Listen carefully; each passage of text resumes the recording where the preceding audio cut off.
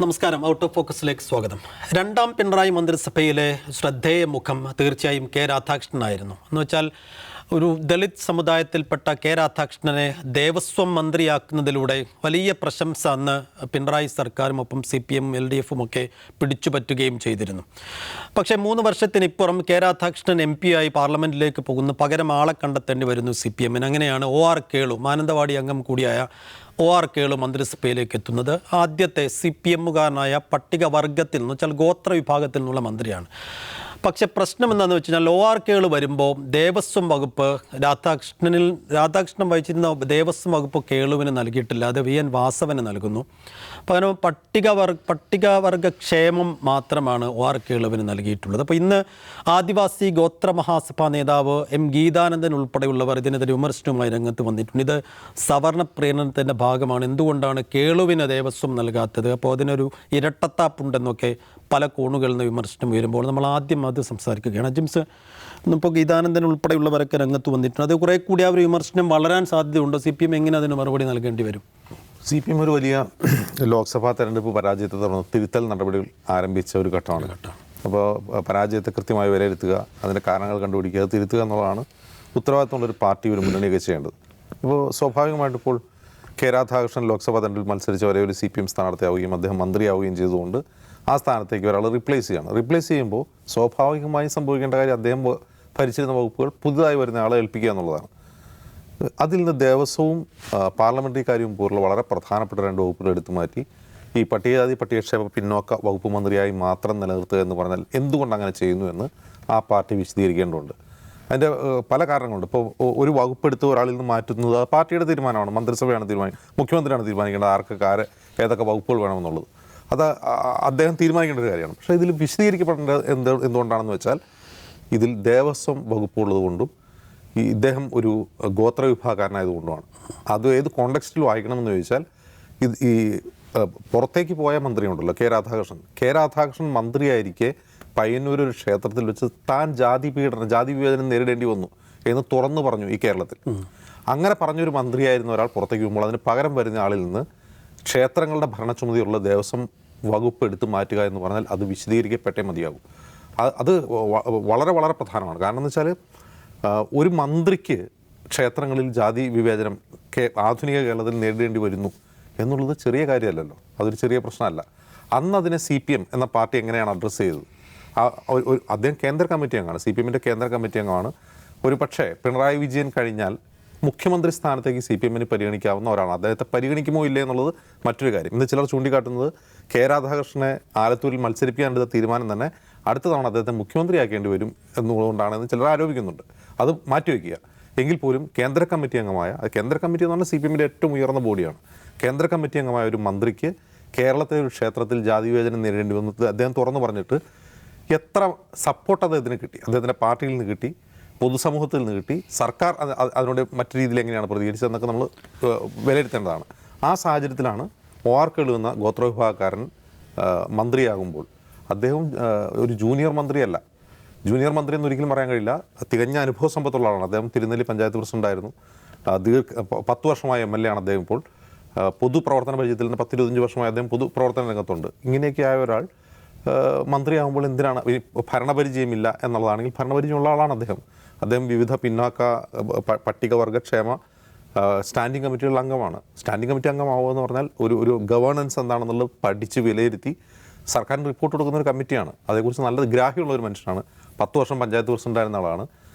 ഇതൊന്നുമില്ലാത്ത പുതുമുഖങ്ങളെ കൊണ്ട് കഴിഞ്ഞ ഈ അവസാന മന്ത്രിസഭ ഉണ്ടാക്കിയതാണ് പിണറായി വിജയൻ. മുഹമ്മദ് റിയാസ് ആദ്യമായിട്ടാണ് മന്ത്രിയായത്. മുഹമ്മദ് റിയാസ് ആദ്യമായി MLA ആയത്. MLA ആകുമ്പോൾ അദ്ദേഹത്തിന് മന്ത്രിസ്ഥാനം ലഭിക്കുകയാണ്. മന്ത്രിസ്ഥാനം ലഭിച്ചതിന് പിന്നാലെയാണ് അദ്ദേഹത്തെ CPM സംസ്ഥാന സെക്രട്ടേറിയറ്റിലേക്ക് ഇൻഡിക്റ്റ് ചെയ്യുന്നത്. അപ്പോൾ നമ്മളത് മനസ്സിലാക്കണം, അതിൻ്റെ ഒരു ക്രോണോളജി മനസ്സിലാക്കണം. അങ്ങനെ എത്രയോ പുതുമുഖങ്ങൾക്ക് മന്ത്രിസ്ഥാനം പ്രധാനപ്പെട്ട വകുപ്പുകൾ നൽകിയിട്ടുണ്ട്. അപ്പോൾ ഇത് ഭരണപരിചയമില്ലായ്മയല്ല ഇതിൻ്റെ കാരണം, അങ്ങനെ അത് പറയാൻ കഴിയില്ല. അദ്ദേഹത്തിന് ഭരണപരിചയമുണ്ട്. 2, അദ്ദേഹം ഒരു പുതുമുഖമല്ല, അദ്ദേഹത്തിന് അനുഭവ സമ്പത്തുണ്ട്. ഭരണരംഗത്തും ജനപ്രതിനിധി എന്ന നിലയിലും അനുഭവ സമ്പത്തുണ്ട്. മറ്റൊന്ന്, ഈ പിന്നാക്ക വിഭാഗത്തിൽ നിന്നൊരു മന്ത്രി വേണം എന്ന് തീരുമാനിക്കുന്നത് തന്നെ ആ വകുപ്പ് ഏൽപ്പിക്കാൻ വേണ്ടിയാണെന്നുള്ളൊരു തെറ്റായ ധാരണയുണ്ട്. ആ വകുപ്പ് ഒരു പിന്നോക്കാരം ഭരിക്കണം. അതുകൊണ്ട് ഒരു പട്ടികജാതി പട്ടികവർഗ വിഭാഗത്തിൽ നിന്ന് ഒരാളെ എടുക്കുക എന്നുള്ളത് ഒരു രീതിയാണെങ്കിൽ അങ്ങനെയല്ല. അങ്ങനെ എടുക്കുമ്പോൾ പോലും ഇപ്പോൾ എ പി അനിൽകുമാർ കഴിഞ്ഞ UDF മന്ത്രിസഭയിൽ മന്ത്രിയായിരുന്നു. അദ്ദേഹത്തിന് ടൂറിസം വകുപ്പ് കൂടി നൽകിയിരുന്നു. അപ്പോൾ അത് ഭരിക്കുക എന്നുള്ളതല്ല ഒരു ജനറൽ സീറ്റിൽ ദളിത് വിഭാഗത്തിൽപ്പെട്ട ഒരാളെ മത്സരിപ്പിക്കാൻ തന്നെ ഭയക്കുന്ന ഒരു സംസ്ഥാനമാണ് കേരളം. ഏതെങ്കിലും ഇപ്പോൾ CPM-ൻ്റെ തന്നെ കേന്ദ്ര കമ്മിറ്റി അംഗങ്ങളായ AK ബാലൻ, K രാധാകൃഷ്ണൻ തുടങ്ങിയ മുതിർന്ന നേതാക്കൾ മത്സരിക്കുന്നത് ജനറൽ സീറ്റിലല്ല മത്സരിക്കുന്നത്, ഈ റിസർവ് സംവരണ സീറ്റിലാണ്. അതായത് ഒരു ജനറൽ സീറ്റിൽ ഒരു പട്ടികജാതിക്കാരനെ മത്സരിപ്പിക്കാൻ ധൈര്യപ്പെടാത്ത രാഷ്ട്രീയ പാർട്ടികളാണ് കേരളത്തിലുള്ളതെന്ന് മനസ്സിലാക്കണം. നമ്മളത് മനസ്സിലാക്കേണ്ട ഏത് കോണ്ടെക്സ്റ്റിലാണ്? അയോധ്യ ഉൾപ്പെടുന്ന ഫൈസാബാദ് ലോക്സഭാ മണ്ഡലത്തിൽ സമാജ്വാദി പാർട്ടി സ്ഥാനത്ത് ഒരു ദളിതിനെയാണ് ജനറൽ സീറ്റിൽ മത്സരിപ്പിച്ചത്. ആ സീറ്റ് BJP-യിൽ നിന്ന് SP പിടിച്ചെടുക്കുകയാണ്. അപ്പം അങ്ങനെയുള്ള രാഷ്ട്രീയം UP-യിൽ നടക്കും. നമ്മളിവിടെ ഇരുന്നുകൊണ്ട് UP-യെ കുറ്റം പറയും. യുപിയിലൊക്കെ ഭയങ്കര റിഗ്രസീവായ പൊളിറ്റിക്സാണ്. കേരളം വളരെ പ്രബുദ്ധമാണെന്ന്. കേരളത്തിൽ ഒരു ജനറൽ സീറ്റിൽ ഒരു പട്ടികജാതിക്കാരനെ മത്സരിപ്പിച്ച ഏതെങ്കിലും ഒരു ഉദാഹരണം പറയാൻ കഴിയുമോ? ഇല്ല. അത് CPM-ഓ UDF-ഓ ഒന്നും ചെയ്യുന്നില്ല. LDF UDF ചെയ്യാറില്ല എന്നുള്ളത് ഒരു കാര്യം. UC രാമനെ നിർത്തിയിട്ടുണ്ട്. കുന്നമംഗലം ഇതല്ലേ? ഓക്കെ. കുന്നമംഗലം ഈ SC മണ്ഡലം മാറി ബാലുശ്ശേരിയായി. ഓക്കെ. അപ്പോൾ ഞാൻ പറഞ്ഞു വരുന്നത് അത് മുസ്ലിം ലീഗാണ് ചെയ്തത്. ഓക്കെ. അപ്പോൾ ഇത് നമ്മൾ മനസ്സിലാക്കേണ്ടത് ഈ കോണ്ടെക്സ്റ്റിലാണ്. അപ്പോൾ ഇത് സർക്കാരും പാർട്ടിയും വിശദീകരിച്ചേ പറ്റൂ. കാരണം ഇപ്പോൾ OR കേളുവിനെ തെരഞ്ഞെടുത്തത് ഇപ്പോൾ മറ്റ് ദളിത് വിഭാഗരായ MLA-മാരില്ലാത്തതുകൊണ്ടല്ലോ. ഇപ്പോൾ സച്ചിൻ ദേവിൻ്റെ പേര് ഉയർന്നു കേട്ടിരുന്നു. അരുൺകുമാർ, മാവേലിക്കരയിൽ നിന്ന് അരുൺകുമാർ ഉണ്ടായിരുന്നു. ശ്രീനിജൻ കുന്നത്താടിൽ നിന്ന്. അപ്പോൾ പല പേരുകളുണ്ട്. അവരെക്കാളൊക്കെ OR കേളുവിനെ തിരഞ്ഞെടുക്കാനുള്ള ഒരു കാരണം അദ്ദേഹത്തിൻ്റെ അനുഭവ സമ്പത്തും സീനിയോറിറ്റിയാണ് പരിഗണിക്കുന്നതെങ്കിൽ ഈ അനുഭവ സമ്പത്തും സീനിയോറിറ്റിയും ഒന്നും ഈ വകുപ്പുകൾ ഭരിക്കാൻ പര്യാപ്തമല്ല എന്ന് സർക്കാർ വിശദീകരിക്കണ്ടേ? പക്ഷെ അങ്ങനെ വിശദീകരിക്കുമെന്നും തോന്നുന്നില്ല. കാരണം ഇത് സണ്ണിയം കവിക്കാട് പറഞ്ഞതുപോലെ ഇത് മന്ത്രിസഭാ കരയോഗത്തിൻ്റെ തീരുമാനമാണെങ്കിൽ അത് അവർ വിശദീകരിക്കാൻ പോകുന്നില്ല. സാഹിബ്, എന്തായിരിക്കും കാരണം ഇത് ദേവസ്വം കൊടുക്കാത്തതിൻ്റെ ഒരു കാരണം? പിന്നെ എങ്ങനെ വിശദീകരിക്കേണ്ടി വരും CPM-ന് ഇത്? അല്ല, ഈ കാരണം എന്താണെന്നുള്ളതിന് ഇപ്പോൾ സൈബർ ഇടത്ത് CPM-ൻ്റെ ആളുകൾ പറയുന്ന പ്രധാനപ്പെട്ട കാരണം ഇതാണ്, അനുഭവ സമ്പത്താണ്. അതിനെക്കുറിച്ച് അജിംസ് പറഞ്ഞു. ഈ മന്ത്രിസഭയിൽ എല്ലാവരും പുതുമുഖങ്ങളാണ്.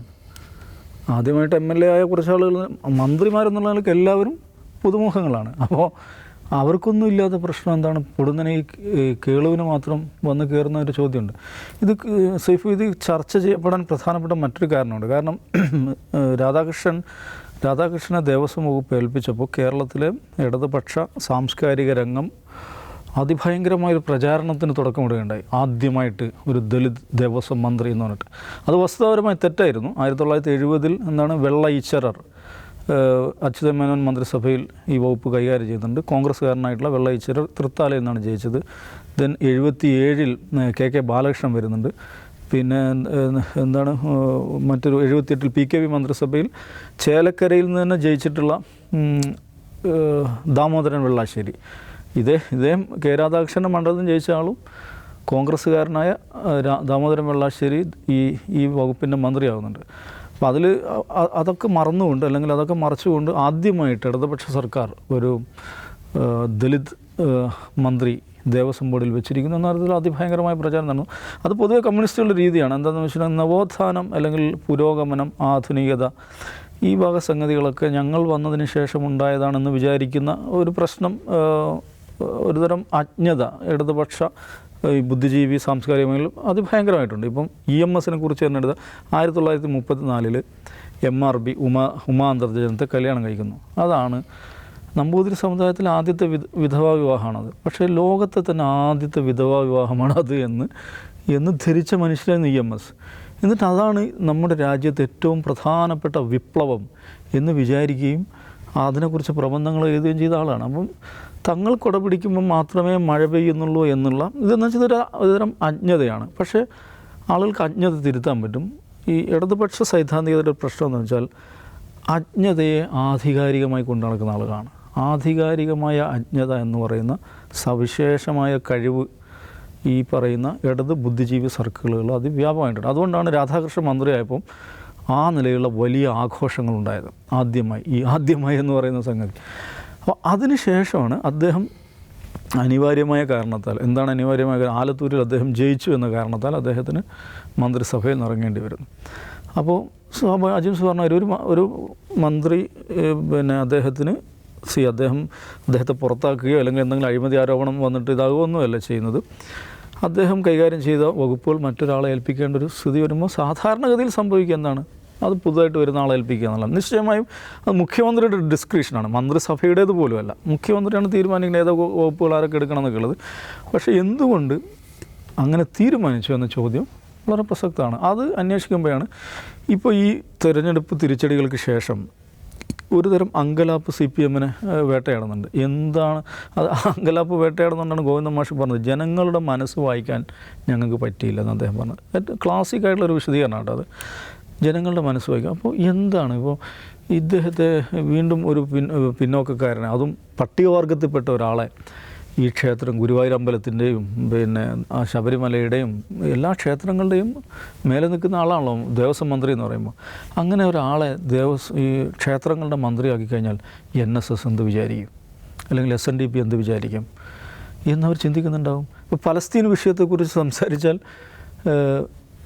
ഇവിടുത്തെ ഭൂരിപക്ഷ സമുദായം എന്ത് വിചാരിക്കും എന്നൊക്കെയാണല്ലോ ഇപ്പോൾ CPM-കാർ സൈബർ സ്പേസിൽ എഴുതിക്കൊണ്ടിരിക്കുന്നത്.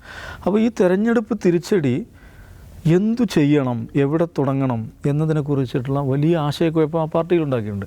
അപ്പോൾ ആ ആശയക്കുഴപ്പത്തിൽ നിന്നാണ് ഒരു പട്ടികവർഗ്ഗക്കാരനായിട്ടുള്ള ഒരാളെ ക്ഷേത്രങ്ങളുടെ ചുമതലയുള്ള വകുപ്പ് ഏൽപ്പിച്ചാൽ ഇവിടെയുള്ള മറ്റു സമുദായങ്ങൾ, മറ്റു ജാതികൾ എന്തു വിചാരിക്കും എന്ന ഒരു ആശയക്കുഴപ്പം CPM-നെ വേട്ടയാടുന്നത് കൊണ്ടായിരിക്കും ഇദ്ദേഹത്തെ ഏൽപ്പിച്ചെന്ന് ഞാൻ മനസ്സിലാക്കുന്നത്. ഇതിൽ മാത്രമല്ല, ഇനി വരാൻ പോകുന്ന ഏതാണ്ട് എല്ലാ കാര്യങ്ങളിലും ഈ നിലക്കുള്ള ഒരുതരം ആശയക്കുഴപ്പം ഈ മന്ത്രിസഭയെ, ഈ സർക്കാരിനെ വേട്ടയാടും തന്നെയാണ് വിചാരിക്കുന്നത്. ഇപ്പം നോക്കൂ, മലബാറിൽ +1 സീറ്റ് പ്രതിസന്ധി, അത് ഭയങ്കരമായ പ്രതിസന്ധി അവിടെ നിൽക്കുകയുള്ളൂ. ഫുൾ A+ കിട്ടിയ കുട്ടികൾ 3ാം അലോട്ട്മെൻറ്റ് കഴിഞ്ഞിട്ടും സീറ്റ് കിട്ടാതെ, നോക്കൂ, +1 സീറ്റ് കിട്ടുക, MBBS-ൻ്റെ കാര്യമൊന്നുമല്ല പറയുന്നത്, +1 സീറ്റ് കിട്ടാതെ 10,000-കണക്കിന് വിദ്യാർത്ഥികളോട് മഴയത്ത് നിൽക്കുകയാണ്. വിദ്യാഭ്യാസ മന്ത്രി എന്താ അതിനെക്കുറിച്ച് പറയുന്നത്? അദ്ദേഹം കുറേ കള്ളക്കണക്കുകൾ പറയാന്നുള്ളത് ഒരു ചുവട് വെക്കുന്നില്ലല്ലോ. എന്താ അതിൻ്റെ കാരണം? അത് ചെയ്യില്ല അവർ, പ്രത്യേകിച്ച് ഇന്നത്തെ കോണ്ടക്സ്റ്റ് ചെയ്യില്ല. മലബാറിൽ +1 ബാച്ച് അനുവദിച്ചാൽ അത് പ്രശ്നമാവുമോ എന്നുള്ളതായിരിക്കും അവരാലോചിക്കുക. പട്ടികവർഗ്ഗക്കാരനെ ദേവസ്വം മന്ത്രിയാക്കിയാൽ പ്രശ്നമാവുമോ? പലസ്തീനെക്കുറിച്ച് സംസാരിച്ചാൽ പ്രശ്നമാവുമോ? ഇങ്ങനെ ഓരോന്നിനെക്കുറിച്ചും ഈ ജാതി മത കണക്കുകളുടെ ഇതിനകത്ത് വെച്ച് ഈ പത്മവ്യൂഹത്തിൽ നിന്ന് കൂട്ടുകയും കിഴിക്കുകയും ചെയ്യാനല്ലാതെ ഒരു ഡിസൈസീവായിട്ടുള്ള ഒരു സ്റ്റെപ്പ് എടുത്തിട്ട് മുന്നോട്ട് പോകാൻ കഴിയാത്ത വിധം ആശയക്കുഴപ്പത്തിലാണ് ഈ സർക്കാർ. പിന്നെ ഇതിനെ നയിക്കുന്ന അടിസ്ഥാനപരമായ ബോധം, ഇപ്പോൾ സണ്ണി കവിക്കാട് പറഞ്ഞ എന്താണ് മന്ത്രിസഭാ കരയോഗം, ഇതൊരു മിനി കരയോഗമാണ്. ഈ മന്ത്രിസഭ എന്ന് പറയുന്നത് മിനി കരയോഗമാണ്. അതിൽ കാസ്റ്റ് നമ്മൾ ലൊക്കേറ്റ് ചെയ്യും, അപ്പം മനസ്സിലാവും ഇതൊരു കരയോഗം തന്നെയാണ് ഈ മന്ത്രിസഭ എന്ന് പറയുന്നത്. അപ്പോൾ ആ നിലക്ക് എപ്പോഴും ഈ പറയുന്ന അധീശ വിഭാഗത്തിൻ്റെ താല്പര്യങ്ങൾ അതാണ് അതിൻ്റെ ആൻറ്റിനിൽ ഏറ്റവും എളുപ്പം പതിയുക. ഈ നിലക്കുള്ള ആശയക്കുഴപ്പങ്ങൾ, പിൻവാങ്ങലുകൾ ഇനിയും നമ്മൾ പ്രതീക്ഷിക്കേണ്ടി വരുമെന്നാണ് എനിക്ക് തോന്നുന്നത്. തീർച്ചയായും ലോക്സഭാ തെരഞ്ഞെടുപ്പിലുണ്ടായ വലിയ തിരിച്ചടി, വലിയ ആശയക്കുഴപ്പങ്ങൾ CPM-നകത്തുണ്ടാക്കുന്നുണ്ട്. ആ വലിയ ആശയക്കുഴപ്പത്തിൻ്റെ റിസൾട്ടും കൂടിയാണോ ഇപ്പോൾ OR കേളുവിനെ ഈ ദേവസ്വം വകുപ്പ് ഏൽപ്പിക്കാത്തതും അതുമായി ബന്ധപ്പെട്ട് കേൾക്കുന്ന വിമർശനങ്ങളും എന്ന് കരുതേണ്ടി വരും.